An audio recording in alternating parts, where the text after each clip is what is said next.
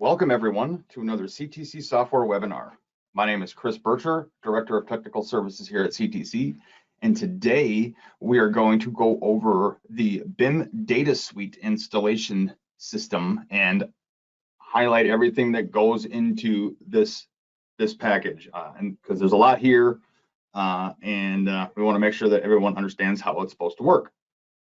Before we get going though, I encourage everyone to ask questions throughout the presentation if you're attending live. I will be monitoring the QA panel and will answer them in line as I can. Otherwise, make sure to take time at the end to answer anything that I missed.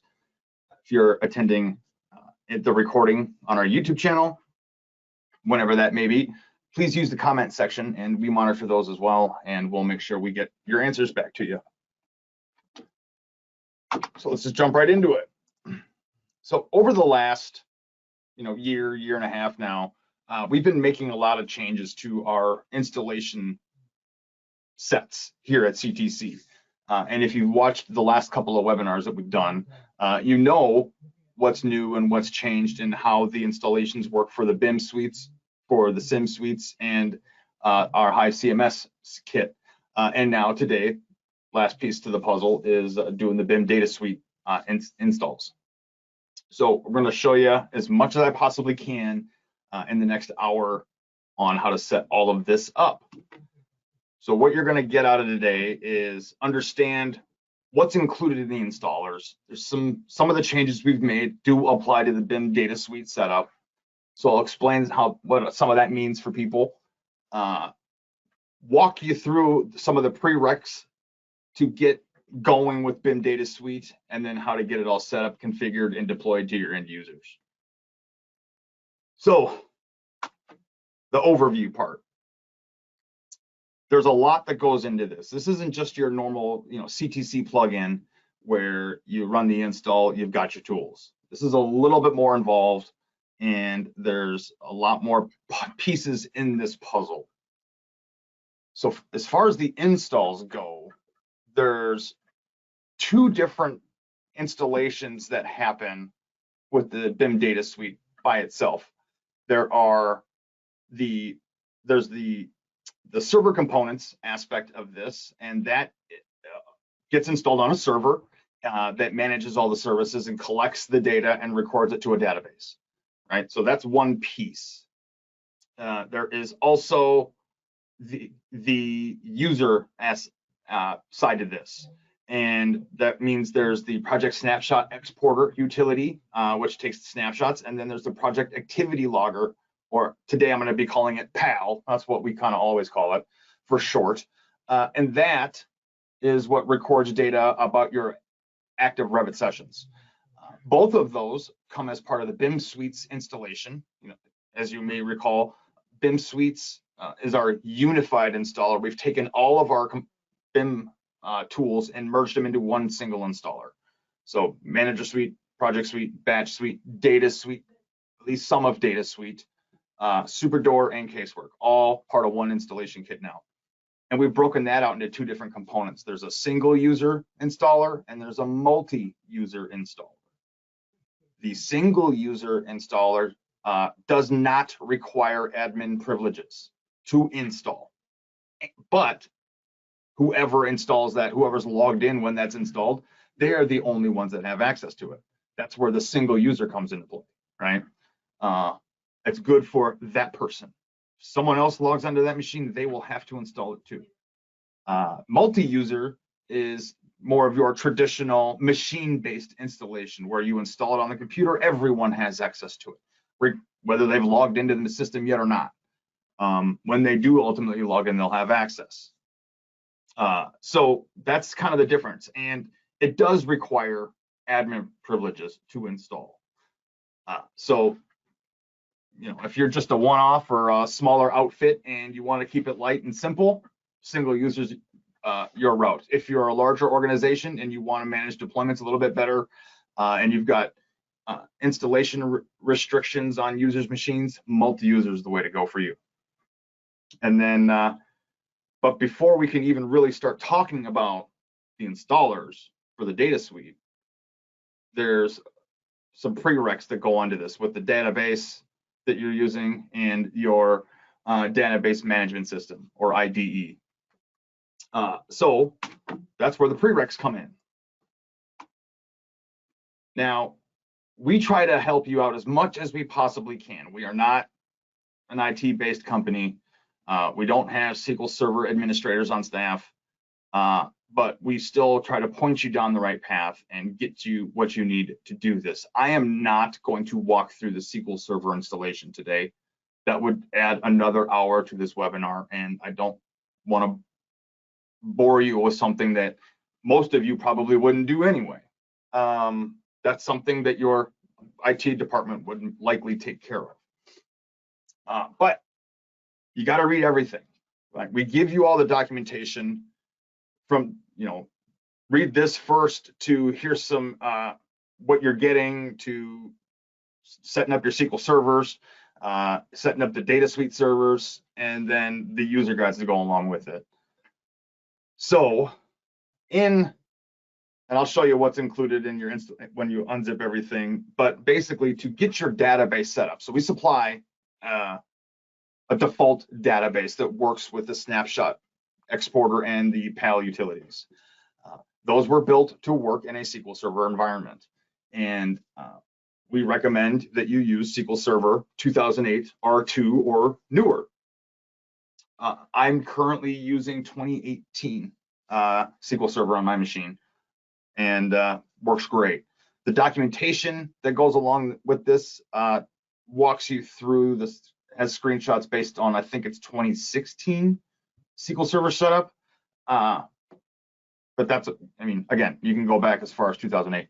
And if it's already installed, then you're halfway there. If you guys are using Azure SQL for your database management, that will work too. Our database is configured to work in that environment. It's just making, and really all it boils down to at that point is just making sure you have connection strings built out, which I will explain. And then your, I use SQL Server Management Studio, or SSMS. Any other IDE that will read a SQL database works.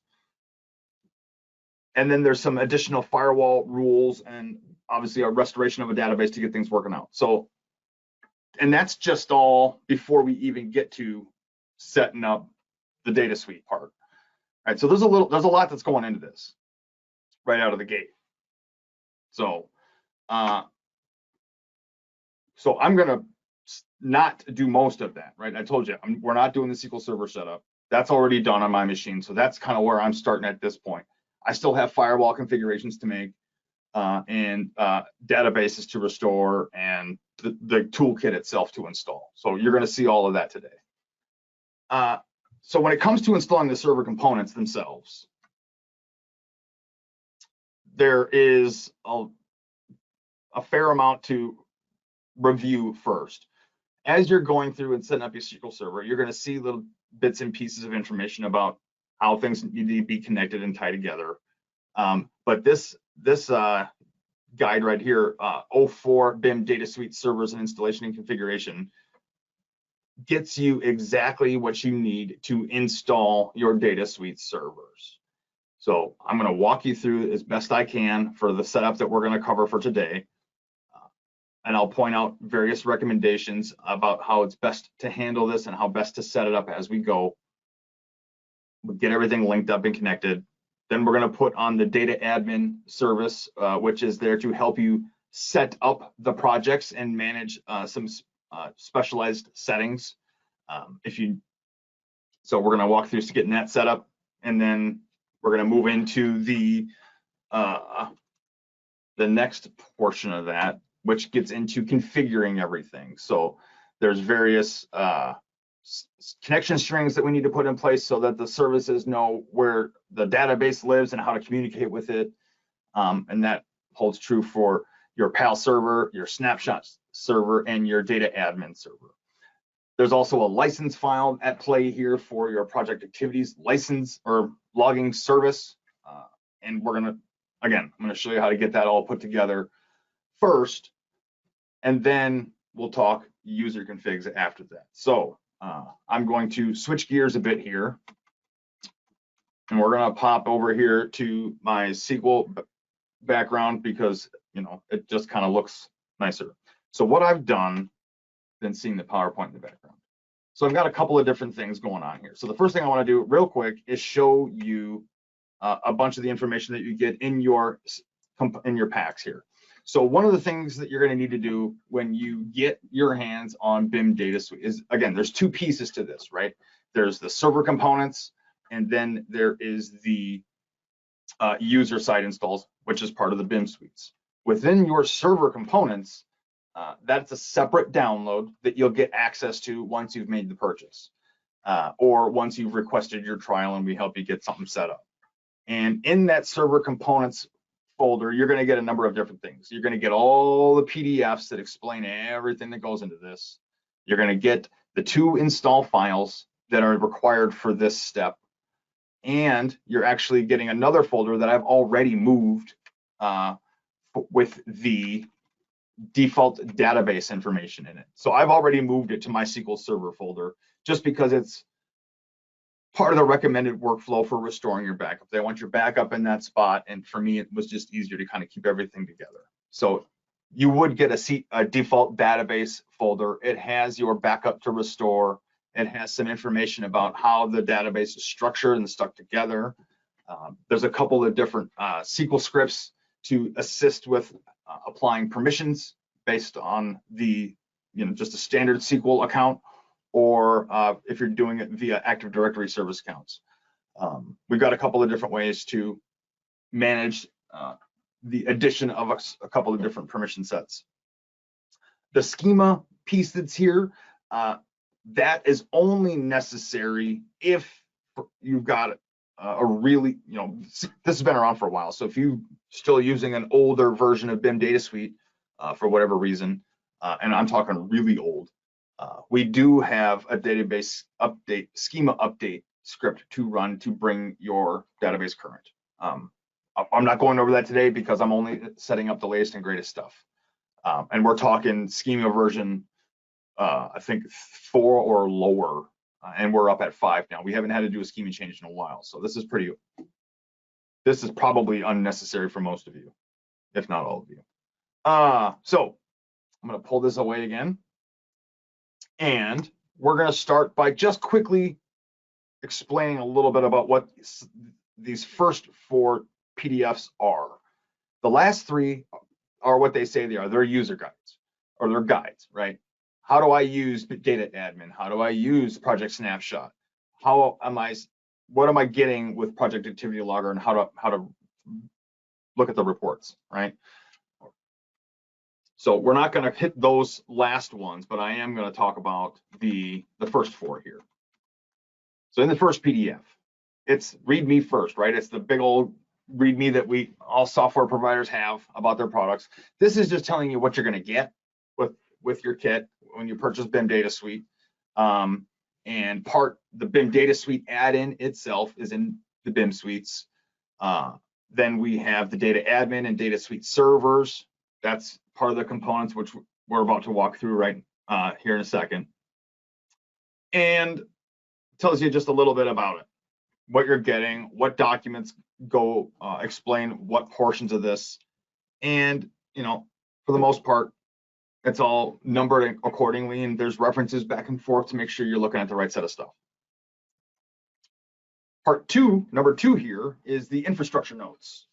And this just explains what you need, right? What version of SQL Server do you need? Answers a few questions about computer specs that you should have. One question that sometimes comes up, not a whole lot, but sometimes, is, can I use something other than SQL Server? Not really. You can use the SQL Express for a trial, but there's such strict limits on database file size and the amount of resources it can take advantage of that it doesn't work very well in a production environment. And to be honest, any firm that would ever take a snapshot of a Revit file, you'll probably fill that database up within a handful of projects, if that. And then on top of that, if you're logging data, so a 2 gig database fills up really fast when you're recording data like this. So strongly recommended that you don't bother with the SQL Express and just jump right into SQL Server or Azure SQL at that point. Again, 2008 R2 or greater for the SQL Server. And make sure you have a good stable network connections, and workstations and servers can communicate with each other so that data can pass freely between the two. So just a little bit of IT notes there mostly. And then we have the SQL Server installation and configuration guide. This is a very well put together document that will walk you through the steps that you need to take to get SQL Server and at least in this case, SQL Server Management Studio installed. It gets you through doing the server, what certain settings are required for our tools to work. If you've already got SQL Server installed, you can go back and double check to make sure that all the appropriate settings are enabled so that Data Suite will function accordingly. The part that we're going to start on is the opening of firewall ports to make sure that the proper pipelines have been opened so that all of our apps can communicate with each other.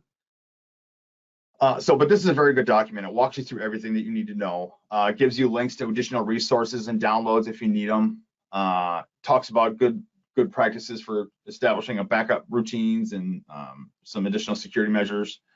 So it's a good document to read through if you're looking to get this set up, or at least at the very least, just to make sure that you got all the right settings in play. And then the number 4 is the BIM Data Suite server installation and configuration. This is the one that this is basically where we're going to start for the most part. I am going to go backwards and do the firewall settings first, just to kind of follow that flow a little bit. This one has a lot of really good information in it as well. It walks you through everything, including these last few appendices down here at the bottom. Tells you how to restore the database if you're not sure how to do that. How to run scripts in a SQL Server so that you can get the permissioning going.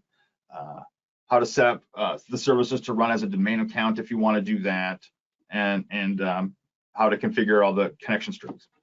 So again, very important that you use this when you're going through the installation process. Just making sure you guys all know that, and it's all within that installation, the server components download that you will get. All right, so firewall is where I'm going to start. Let me go pull that up here. Oh, I closed it. So we'll just get it opened back up again, and that's okay. All right, so in the Windows Defender firewall with advanced security, we need to add some ports. And these are specific ports that we need to include so that we get the proper communication channels established between the BIM Data Suite and the SQL Server services. So there's going to be some inbound rules that we need to make, and there's going to be some outbound rules that we need to make. And I've already got mine made. I just disabled them, but I'm still going to show you how to do it. So we'll pretend like they don't exist. Starting with the inbound rules, you want to go ahead and hit new rule, and we'll just walk through the wizard here. We're building ports. So on the first tab here, grab port, hit next. And we're going to do this twice for inbound and twice for outbound. The first one is the inbound TCP connection, and which ports do we want to use here? So there's a few in this case that we want to use. So you put the port number in, so it's 135 and 1433, and you just separate them with a comma. 1434, 2383, and 4022. Okay, and you list out the ports just like that. You hit next. What do you want to do? Do you want to we want to allow the connection, and you hit next. And then when does it apply? Uncheck public, right? We want to keep it behind our firewall. It's domain secured, it's private. It's not just something that anyone can connect to. So I strongly recommend unchecking public when you get to this point, and then name it. I typically throw CTC at the front end just because then it pops out, you know what it's for almost immediately. And then in this case, I'm going to add the type of setup it is. So TCP inbound data suite is what I'm going to call it. The user guide's got a recommendation to use as well, but really you can call it whatever you want as long as you understand what it is that you're doing with this. Add additional notes if necessary. Hit finish. Okay, do it again. Hit new rule. This time, we're still doing a port, but this time we're doing a UDP port, and it is just 1434. Not, it's too many threes. 1434 for this one. Hit next. We're allowing it again. Next. Not public. So uncheck that. Next. Name it. So I'm going to give it the same name, CTC UDP inbound data suite. Right? Additional notes as necessary. Hit finish. So now I've got my two rules built for the inbound side. Now I got to turn around and build the outbound rules. Thankfully, the outbound rules are exactly the same as the inbound. They're just going out. So very simple to do. So you're going to do a new rule again for the port. TCP we'll start with same set of port numbers: 135, 1433, 1434, 2383, and 4022. And now this one on the outside, it's by default blocking it, and that's just what Windows Firewall does. So we want to change it to allow it. And again, not for public. And in this case, I'm going to call it CTC TCP outbound data suite.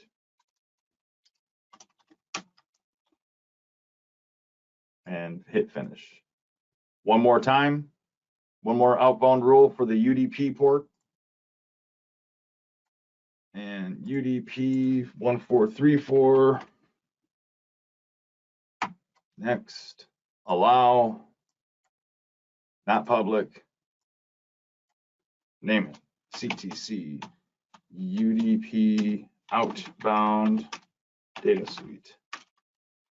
Okay, firewall's done, and that's it.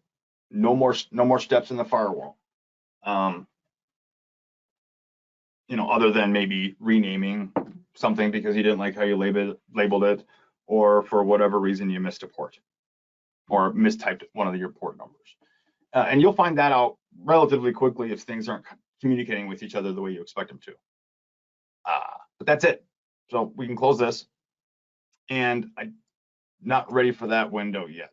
So now that I've actually got the server components installed, set up, I'm ready to go. They're extracted. I've got my firewall ports. I can actually install, I can either run my install for the BIM Data Suite servers right now, or I can restore the database backup. Like you could do either one at this point. I'm going to go ahead and I think what I'm going to do is restore the database first. So I've already moved it over to my SQL Server installation. So before I do this, I want to clarify something that's in the user guide. I want to mention it today before we get too far along. And that is with the SQL Server database setup for this. These databases can get very large very quickly. And the services that manage the data can also, they're very heavy with traffic, potentially. We recommend, and the document recommends, making sure that the databases themselves are not being stored on the same physical drive as the operating system of your server is, or that SQL Server is. So, so like in my case, I have SQL installed on my C drive. I have my Management Studio installed on my C drive. I have my databases directory stored on my E drive. And then if I had an F drive, I would put my logs on the F drive. And that way you can make sure that you have enough space, storage space for each piece. The database logs on the database themselves get really big, really fast. So as you are, especially if you're recording everything, right? All the project activity logger data, that's a lot of data, especially if you're logging 100 users worth of information.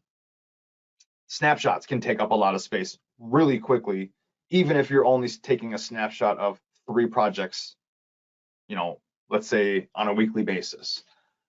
That's going to fill up really fast. So you want to make sure that you've got a lot of space, and you want to make sure that you've got the resources at play so that things don't get bogged down. There, I've said it. And there's even recommendations in the user guide, potentially, if your company has these types of resources, to put the different services or the server components for Data Suite on their own server, or if you've got a virtual server that you can do for that. That makes things, just make sure that there's enough resources for those particular components to process the data effectively and efficiently. In my case, I'm doing everything on one device today, which you can do. And then if you don't like it that way, you can always move things around and get it set up to be as efficient as you possibly can. So with that, so now let me get back to my installation directory here. All right. So now I'm going to start with the BIM Data Suite servers setup. I'm going to run this, and I'm on my server right now, so I'm the admin, and it'll allow me to kind of get started here. So I'm going to hit next, accept the agreement, keep going. And at this point, we are specifying which services are being installed on this server. So if you're going to have a server for each service, you can do that. And here's another note that mentions that. The project snapshot service or server, that can easily take up a lot of resources on a computer. And if you are putting this on another server that has various other corporate things running on it, that might not be a smart idea.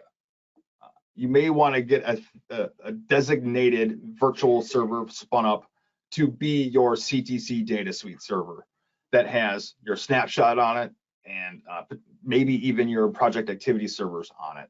And that way you're not bogging down other parts of your business. So these are all the services that I can do. If I don't want to install one on this machine because I want to put it somewhere else, just uncheck it, right? Just uncheck those components, walk over to that server or log into that server when this part's done and run it again, but then say only install the snapshot server. And then the data admin server, it's just helping you manage your database with and making sure it knows which projects go where, and how to basically which projects the PAL data or the snapshot data go to, and kind of what buckets they fall in. That's what the data admin portion's for. That's pretty lightweight and can be put on, married up with one of the other services, unless you're running 2,000 projects at the same time. Then maybe not. In my case, again, I'm doing all 3 at the same time, same server. And then you just hit next. It's going to run through the install real quick, a lot faster than you might think. And then you may, if you remember from the PowerPoint, 3 windows popped up, or technically 4. Some of them they're all configuration style windows, okay? So we have I'm gonna minimize this real quick. I have my project activity service configuration. I have my BIM data admin service configuration, and it is hiding behind the window, but I have my other, did I forget to check that box? I did, didn't I? Look at that. Okay, whoop. Oh, no, there it is, there it is, there it is. It was hiding, couldn't see it. Okay, so here's the three: project activity service, project snapshot service, and data admin service. And these are all different configurations that need to be established so that our services know where the database lives and how to communicate with it. There is also another dialog that pops up to help you specify the project activity server license file. This is important if you want to collect that PAL data. If you're not into the PAL part yet, then you don't need the license file yet. But it'll tell you how to set it up, where it needs to be placed. If you need that license file, you can reach out to your CTC reseller, or you can reach out to us and we can help you get that license file. And then, so I've already got mine in place. I'll just pull it up here real quick.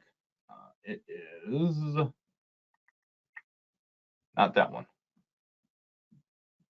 Well, I'll just back up. It is under program files. Once you've got your tools installed, you'll have your BIM data suite servers, and it'll fall under here underneath your project activity server. You will place the license file here. And I've got mine in place already. We're good to go on that front. Okay. So before I start managing my connection strings and getting everything done, I need to restore my database, which I said I was going to do, and then I didn't because I kept going on my other topic. So we're going to do that here real quick.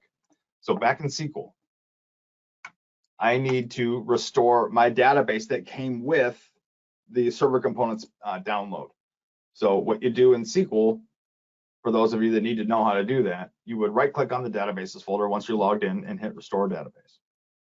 Then you go find it. So wherever you save that file is where it's going to be. I moved mine to my SQL folder, which is right here. Now I can go ahead and grab it, hit OK,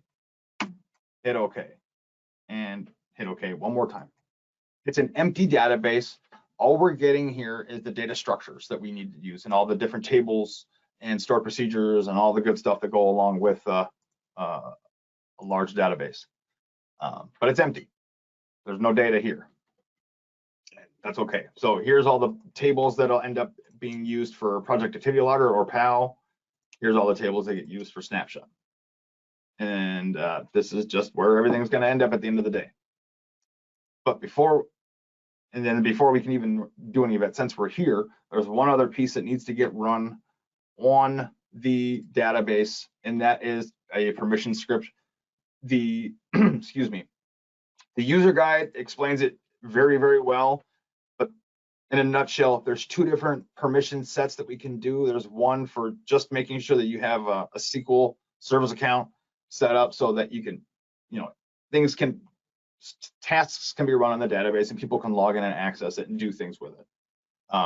If you can set up different permissions and you can set it up a different way so that only certain people can access it, there's various ways to go about setting up the permissions here. Read the user guide to find out what's most suitable for your firm. But there are a couple of scripts here that can be run just natively or configured to run properly in your environment. I'm just going to take this one and just do the stock permissions. I don't have an Active Directory service that runs on my machine. So I can just grab this, drag it over into the blue window here for SQL. It opens up the query. And all I need to do at this point, because I haven't changed anything, I can just execute it. So that's either hit the execute button or hit F5. Now, because I've done this a few times, my data is still technically here.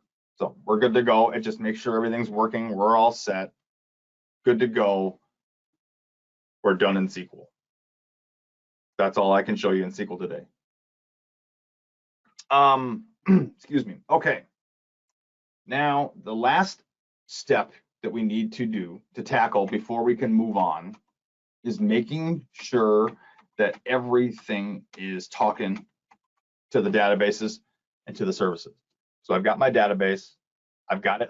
My SQL Server instance has a name. It's usually the server name, unless it's named. It can be named pretty much anything. There's recommendations on how to set that up. And really, if your SQL administrators are the ones helping you get this set up, they're going to go. They know exactly what to do. So you won't have much to worry about at that point. But I've got some connection strings here to configure our BIM Data Suite services to communicate with the database.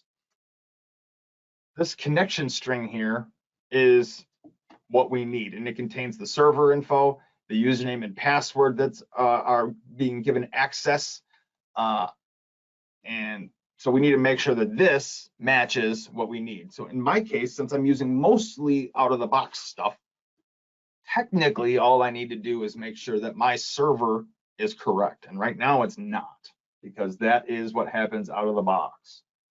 So I have my little cheat sheet here, but effectively what we're ending up with here is the server name, the database name, and in my case, the default username and password for access to the database.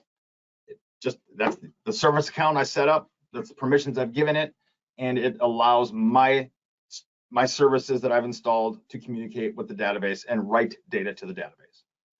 So I'll paste it in there, get it, and then you hit test. You should be getting connection tests were successful, as long as everything on the back end was set up the way based off the documentation, then you can hit save. And you run down the line and you do it to all three of them. So once you get one configured, you can copy paste it into the other two. The other two end up being, in this example, exactly the same.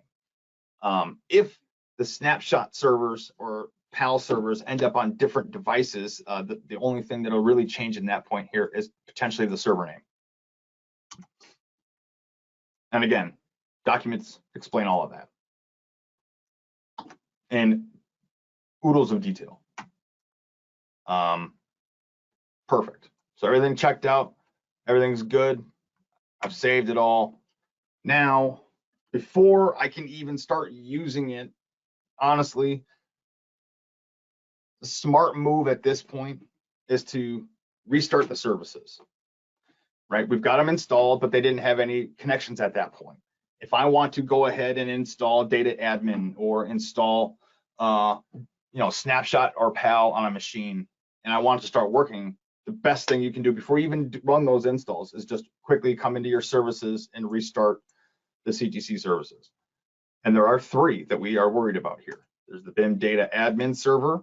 So I'm going to restart that. There's the project activity server. I'm going to restart that. And there's the project snapshot server. So once I've gotten through and restarted all of those, they should all be live and cooking, ready to go. Okay. And I've got my license file in place as well. I showed you that a minute ago. And now we can talk about installing other tools. There's one more component that's part of the servers component or package, and that is the BIM data admin. So I'm going to go ahead and minimize this. The BIM data admin is what allows you to view the projects, create new projects, and adjust some settings for how much data is being logged, and help you do some database cleanup if data had been logged without a project established yet. Because once you get the services up and running and you get your users' machines connected to the services, data's coming, whether you've got your projects ready or not. So you've got some tools that you can use to help clean up some of that after the fact and get it associated with the appropriate projects at a later date. So BIM data admin is the next tool to install. And this can install, doesn't just have to be on the server. You can install it on the server, it's probably not a bad idea, but you can also install it on end users' machines. It's not just a server tool. It does require admin privileges. So if you'll have to get maybe some assistance from IT, but it can be installed on more than one device or more than just your server. I like to have it on my direct laptop, and then I just point it at the server so I can connect to it and look at the data. Doesn't need to be on everyone's machine, just anyone that is in that kind of BIM management group or role, you should probably have your hands on it. Okay, and then just to show you kind of what we're getting with it, I'm going to open BIM Data Admin. And right now, this is a good way to know that you've got your connection established, right? My BIM Data Admin server is listing the server name here at the top, and it basically gives me one empty project. That's exactly what we should have at this point. And now I can start adding new projects and configuring project folders where the Revit files live, or whether it's locally or on BIM 360. We can start getting that set up at this point. And since I'm here, there's some additional settings for some maintenance. So with the PAL data or the project activity data, if you get a bunch of records in here, and you can filter it down based off what's mapped to a project or not mapped to a project, and you can get that cleaned up and associated to the appropriate projects. Same thing with your snapshots. There's additional database maintenance tools here if you want to go ahead and do some purging and delete some stuff from certain projects or certain date ranges.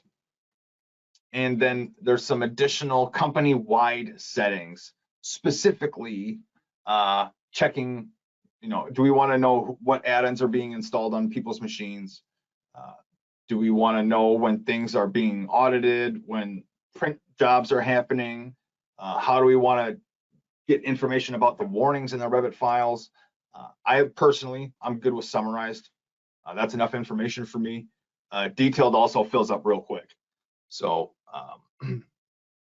and then, if you still have some older projects going, you can log warnings for older files. In my case, I don't. So I'm going to uncheck that as well. And then if you do a lot of work with non-work shared files, you can grab data with those as well. And if you ever wanted to try to get the project path or project information from the central model, you can try to do that as well. And settings are there for you. And then you just hit save. And then the next time you get going, it'll start utilizing those settings. All right. That takes care of that. Okay, let me go backwards now. Back to the PowerPoint here. Now we're getting into the end user side of things. So as I had mentioned at the beginning, the BIM data suite add-ins, those come with the BIM suites installers, the project snapshot exporter and the project activity logger. Key thing to remember there is make sure that you're using, if you don't have any of the other CTC tools, download the BIM suites, make sure you choose the appropriate set of BIM suites or installer type, single versus multi. And then there's some additional deployment settings you can run for managing how the tools are looking for the services, right? For the most part, if you don't touch anything and you just run the install as it is, you will have to tell your end users what the server names are so that they can connect to them themselves. You can deploy those config settings out to the user's machines so that they don't have to enter it in. They can just open the service and it will have that information there. So that's a couple of things that we can deploy into a script. And then again, you can also push out data admin to a group of users if necessary. Oh, I clicked. Here's an example script of my BIM suites deployment. So I have done a silent install of this. Here's an example. I'm pulling up my installer from a particular location. This just happens to be on my C drive because I'm only really installing for myself. But and then it gives me the installer I want, the license type that I want to use, do I want the PDF or not? And then I can control which apps are installed or not installed. In this case, I'm not installing Caseware Configurator and SuperDoor. But that means I'm getting Manager Suite, Data Suite, Batch Suite, and Project Suite all at the same time. So down here at the bottom are the settings files that can be copied around if desired.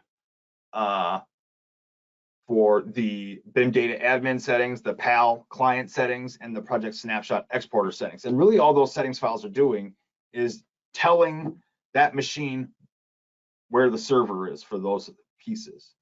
And all of those are stored, come as part of the install. So if you run your install one time on your machine, you know, you being the guy setting everything up, or the person setting everything up, you can go track this stuff down. And you can find the files at these locations. So C users public, CTC software, BIM data admin, or project activity logger, or project snapshot exporter. I'm at the PAL one right now, and it's an XML file. Copy it out to your to where you want it to be for deployment. Edit in Notepad, and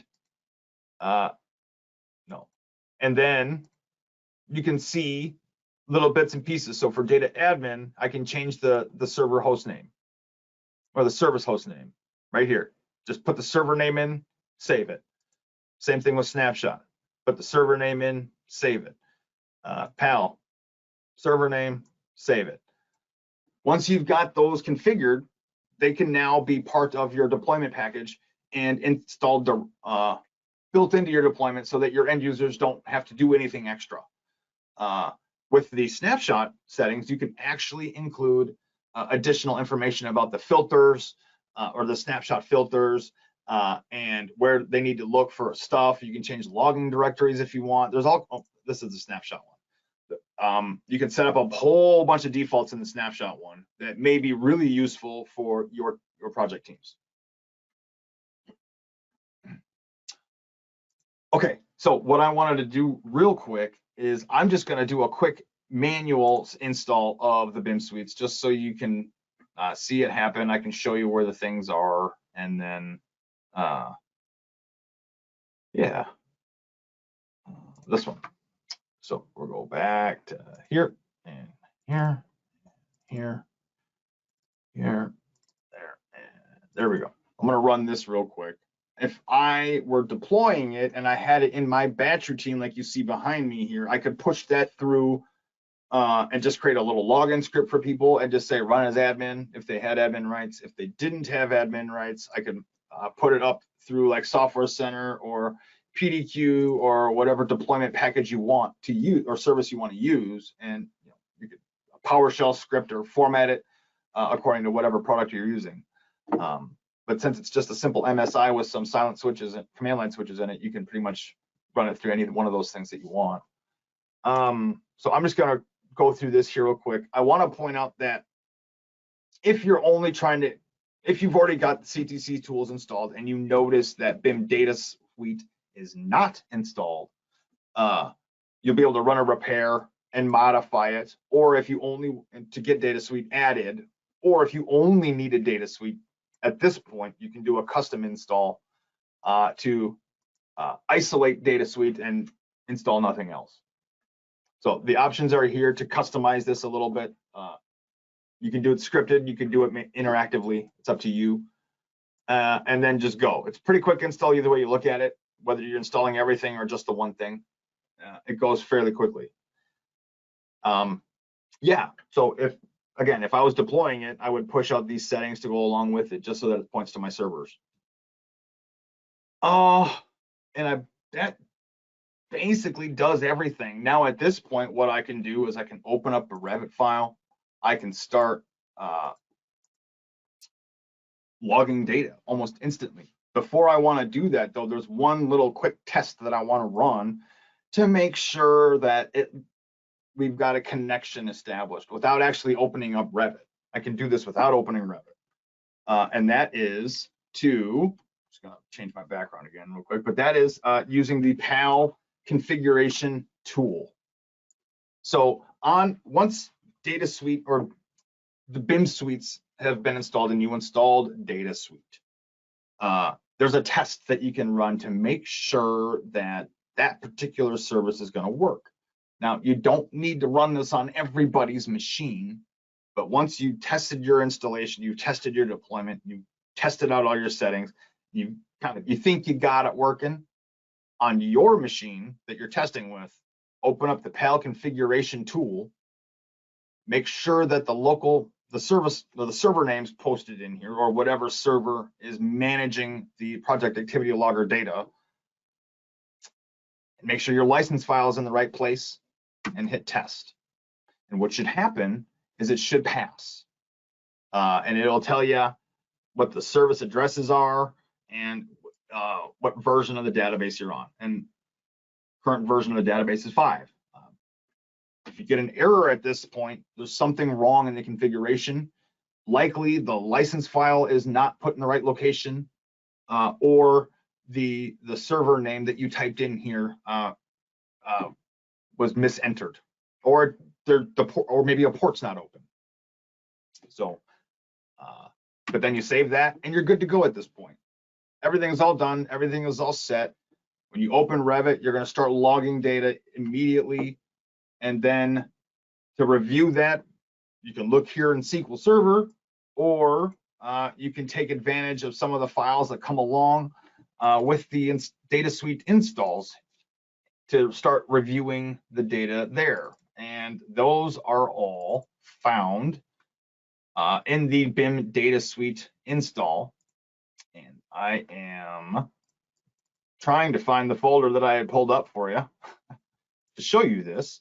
But we provide a bunch of Power BI files that install with the BIM Data Suite and give you the opportunity to review the BI data or the SQL data in Power BI, so that you understand, or it's easier for you to understand what you're actually looking at and what you've actually gotten your hands on. Where did I? Okay, well, I don't remember where I put it. Okay, so I'm just browsing to it now. This is the last little thing I wanted to show you. I'm just trying to find my data.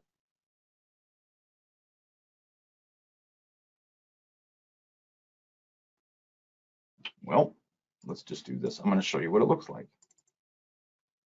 Okay, right here. Oh, there it is.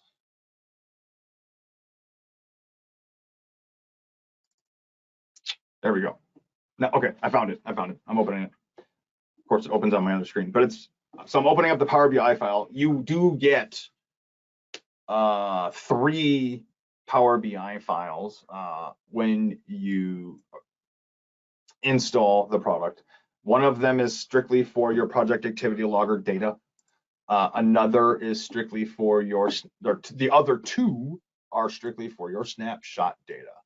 For the most part, they're the same, with some subtle differences in how the connections are established. So, but yeah, you'll get an example template like this, and you get a whole bunch of good stuff down here at the bottom.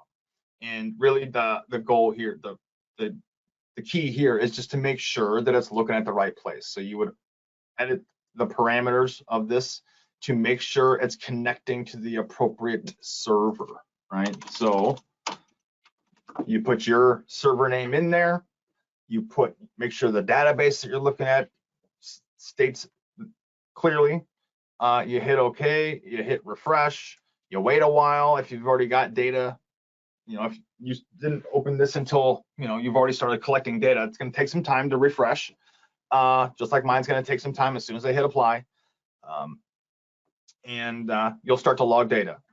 Again, all of this is self-contained in those downloads and in the installation kits. So once you've got your hands on the BIM Suites installer and you've got your hands on the server components, everything is there that you need to run the setup. The only thing that you don't get is SQL Server. And if you're acquiring BIM Data Suite, you've already got some type of SQL Server to work with, more than likely.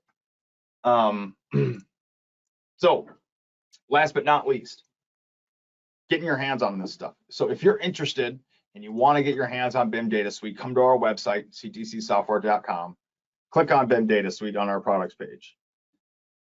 You'll get some information about it. You can start to request additional information about getting a trial.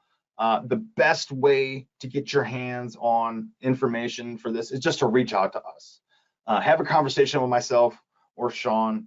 We can get you all the information that you need, and just reach out. Ask as many questions as you can possibly handle, and we'll make sure that you have all the information that you need at your disposal. And that concludes everything that I've got for you today. I want to thank you all for joining me. Hopefully, this was beneficial, and now it's a lot. This was a lot of information. Hopefully you were able to retain some of it, and remember that this video exists when you need to go ahead and do your data suite setup. Thank you all. We'll see you next, excuse me, we'll see you at the next one.